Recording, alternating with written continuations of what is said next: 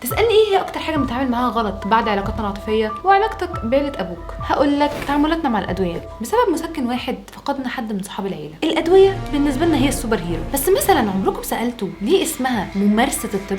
عشان حتى الدكاترة لسه بيتعلموا. نبدأ بالسبرين. صداع، خد سبرين. رجلك اتكسرت، خد سبرين. نظرك ضعيف، خد سبرين. قلبك اتكسر، لا مش دي.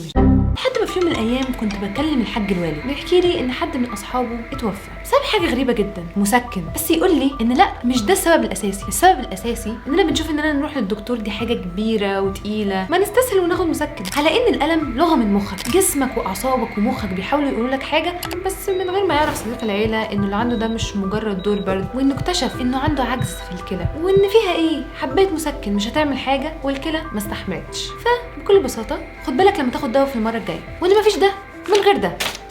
وافتكر ان الضحك هو احسن علاج، بس للاسف مش معتمد من منظمه الغذاء والدواء.